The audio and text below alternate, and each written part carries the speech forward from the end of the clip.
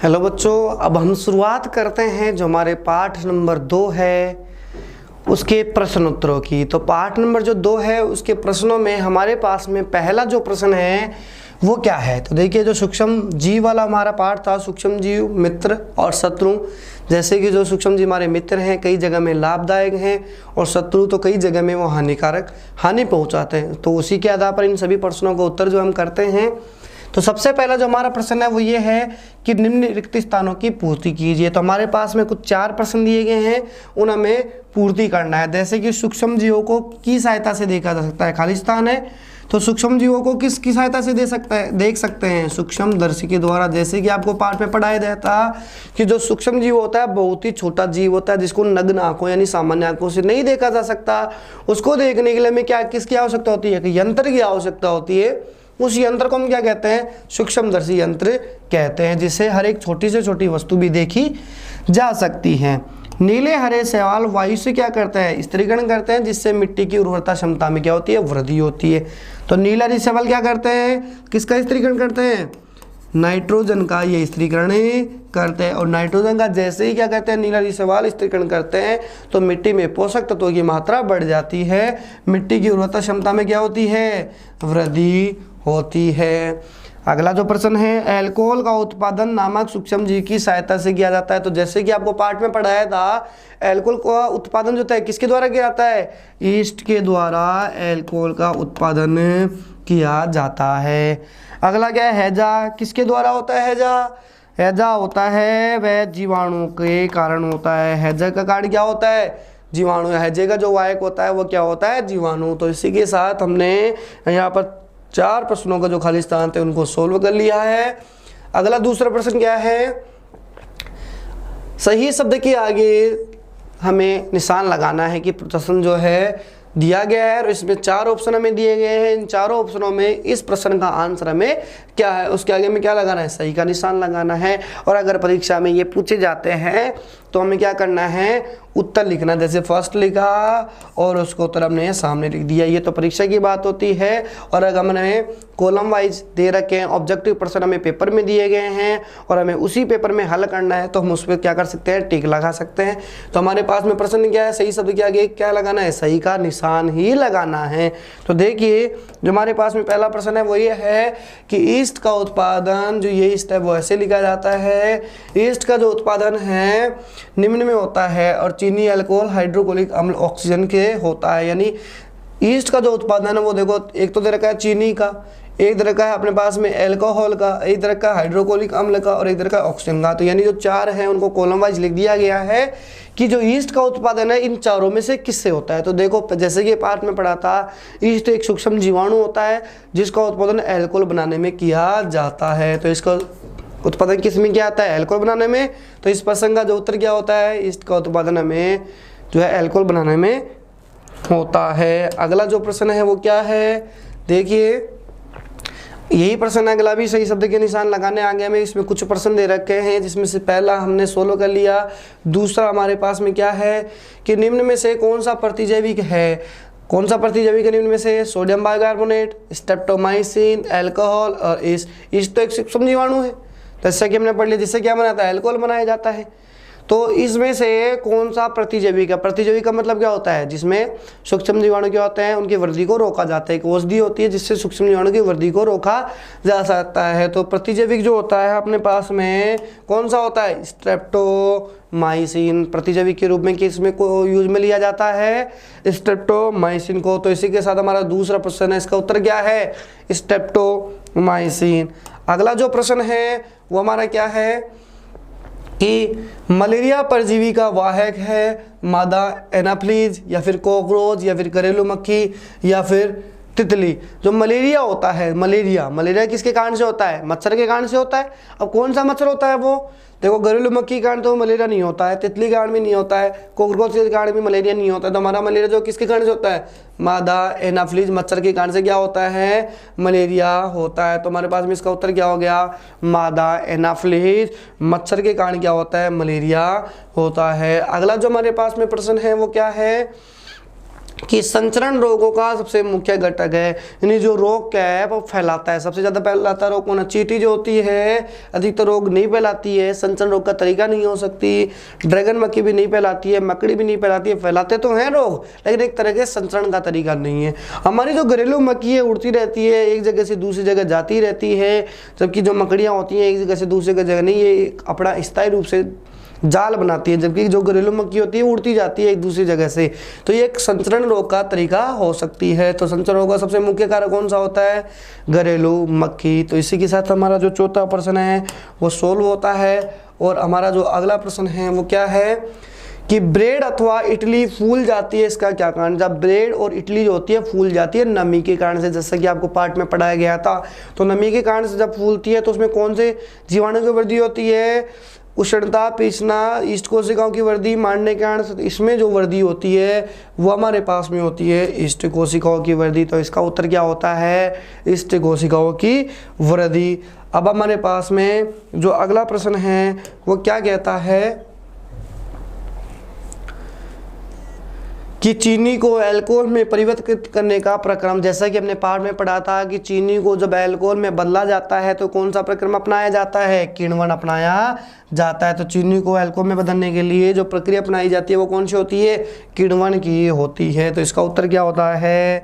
किण्वन होता है। अगला प्रश्न क्या है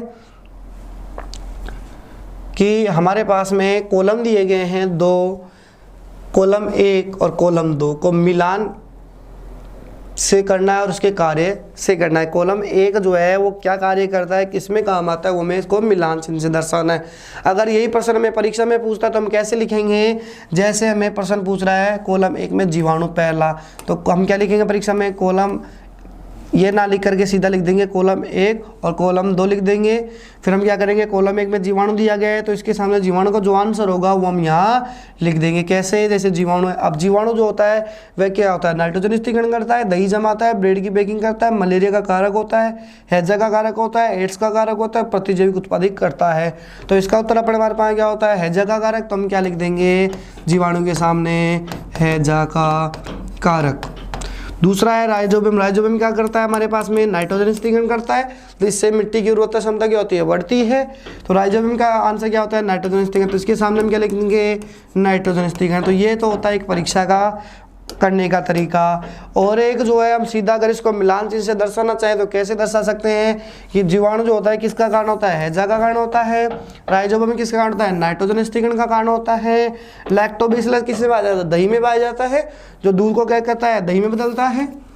ईस्ट जो होता है, ईस्ट क्या होता है? अल्कोहल का निर्माण किया जाता है। तो देखिए अल्कोहल का निर्माण हो रहा है कि यहाँ पर अपने पास में ईस्ट से अल्कोहल का निर्माण भी किया जाता है। और अगला देख लीजिए जो बच जाएगा अपने पास में होगा प्रोटोजोआ। प्रोटोजोआ मलेरिया का कारण होता है। तो प्रोटोजोआ किसका होता है? मलेरिया का कारण होता है। विषाणु क्या है? एड्स के कारण होता है। तो ईस्ट जो होता है ब्रेड की बेकिंग में काम आता है। जैसे ब्रेड होती है वो फूल जाती है नमी के कारण से, तो उसमें कौन सा जीवाणु पाया जाता है? ईस्ट पाया जाता है। तो जीवाणु तो हो गया हैजा का कारक, राइजोबियम नाइट्रोजन स्थिरीकरण, लैक्टोबैसिलस दही, ईस्ट ब्रेड की बेकिंग, एक प्रोटोजोआ मलेरिया का कारक होता है, एक विषाणु जो होता है एड्स का कारक होता है। ये आंसर हमारे पास में ऐसे कैसे बच जाता है जिसका हमें कोई आंसर नहीं लिखना है। अगला प्रश्न क्या है कि क्या सूक्ष्म जीव भी बिना यंत्र की सहायता से देखे जा सकते हैं? यदि नहीं तो वह कैसे देखे जा सकते हैं? देखिए सूक्ष्म जीव होते हैं वो बहुत ही छोटे जीव होते हैं जिन्हें नग्न आंखों से नहीं देखा जा सकता है। इन्हें अगर देखा जा सकता है तो एक यंत्र से देखा जा सकता है और उस यंत्र को कहते हैं सूक्ष्मदर्शी यंत्र। और जो सूक्ष्मदर्शी यंत्र होता है वह छोटे से छोटे जीव को भी देख सकता है। जैसे कि मान लीजिए आप कोई गंदा पानी ले रहे हैं, उसकी बूंद जो है एक स्लाइड पर डालते हैं और उस स्लाइड को सूक्ष्मदर्शी के अंदर ले जाते हैं तो आपको काले काले दिखाई देती है, उसमें जीवाणु आसानी से आपको दिखाई देते हैं। यानी आप कोई भी स्लाइड पर कोई भी गंदा पानी ले सकते हैं। जैसे कोई भी मिट्टी है, मिट्टी का एक कण अगर आप स्लाइड पर लेते हैं तो उसको सूक्ष्मदर्शी में लेके जाते हैं तो मिट्टी का जो कण है उसके अंदर के जो जीवाणु है वो भी आपको आसानी से दिख जाते हैं। वो दिखते हैं सिर्फ किसमें? सूक्ष्मदर्शी यंत्र के द्वारा ही देखे जा सकते हैं। इस प्रसंग का उत्तर क्या हो गया कि हमें सूक्ष्मदर्शी यंत्र के द्वारा ही सूक्ष्म जीव को देखा जा सकता है। इसके अलावा नग्न आंखों से हम इसको सूक्ष्म जीव को नहीं देख सकते। अगला क्या है कि सूक्ष्म जीव के मुख्य वर्ग कौन कौन से हैं? जैसे कि हमने पाठ में पढ़ा था कि सूक्ष्म जीव जो होता है कितने प्रकार का होता है? 4 प्रकार का होता है। पहला जीवाणु, दूसरा कवक, तीसरा प्रोटोजोआ और चौथा क्या होता है, शैवाल होता है। इनके अलावा एक सूक्ष्म जीव विशेष होता है जो क्या होता है, विषाणु होता है, जो सूक्ष्म जीवों की श्रेणी में ही आता है। लेकिन जो क्या करते हैं हम सूक्ष्म जीवों को मुख्यतः 4 भागों में बांटा गया है, जीवाणु, कवक, प्रोटोजोआ, शैवाल। और इसके नीचे हम नोट लगा कर लिख देंगे कि विषाणु भी एक सूक्ष्म जीवी है जो उनकी श्रेणी के अंतर्गत आता है। अगला जो प्रश्न है वो क्या है कि वायुमंडलीय नाइट्रोजन का मिट्टी में स्थगन करने वाले सूक्ष्म जीवों के नाम। तो वायुमंडलीय नाइट्रोजन का स्थगन कौन कौन से सूक्ष्म जीव करते हैं, तो 2 सूक्ष्म जीव करते हैं वायुमंडलीय नाइट्रोजन का स्थगन। तो क्या लिखेंगे, वायुमंडल नाइट्रोजन का स्थगन करने वाले जीव। पहला तो क्या लिखेंगे अपने पास में, राइजोबियम जीवाणु। तो पहला हम क्या कर देंगे, राइजोबियम जीवाणु।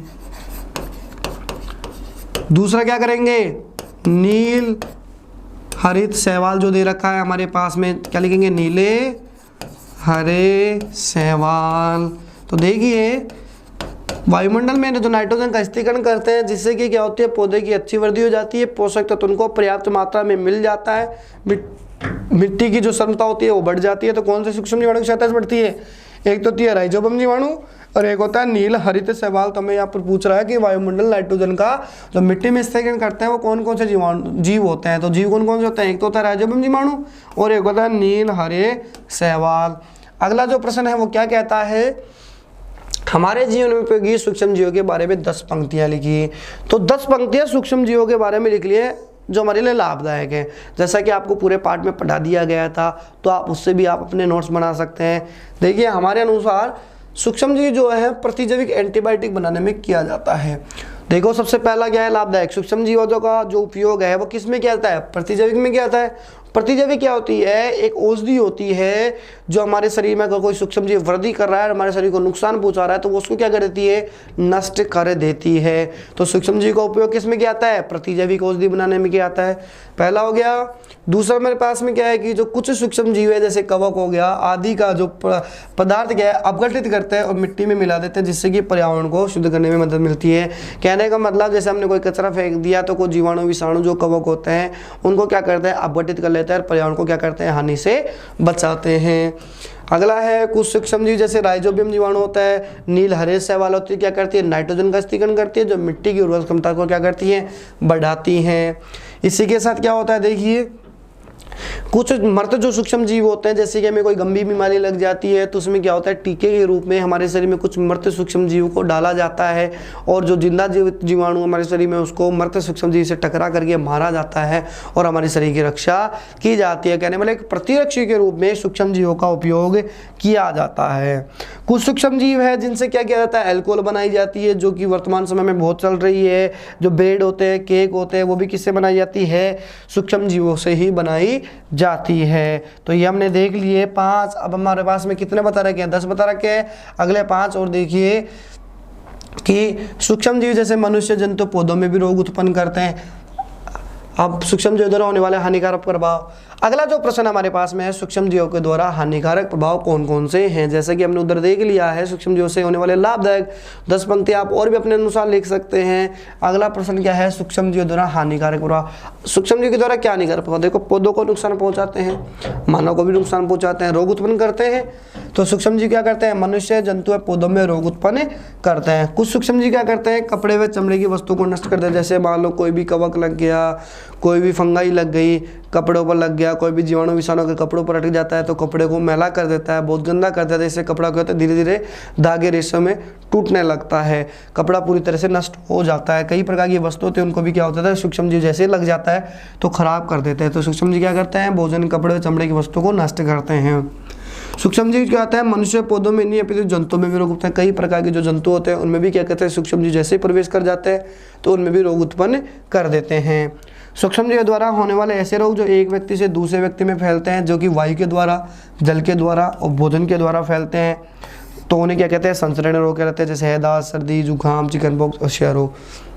कहने का मतलब ये है कि कुछ सूक्ष्म जीव ऐसे हैं जो एक व्यक्ति से दूसरे व्यक्ति में फैलते हैं। जैसे टाइफाइड होता है, एक व्यक्ति से दूसरे व्यक्ति में फैलता है। टीबी जो होता है, जैसे हम खांसते हैं तो हमारे मुख से निकलने वाले जो सूक्ष्म जीव के कण होते हैं दूसरे व्यक्ति में चले जाते हैं, दूसरे व्यक्ति में चले जाते हैं, फिर उसको टीबी दे देते हैं। तो ऐसे क्या होता है, सूक्ष्म जीव एक व्यक्ति से दूसरे व्यक्ति में फैलते हैं, तो एक तरह से संचरणीय रोग कहलाते हैं।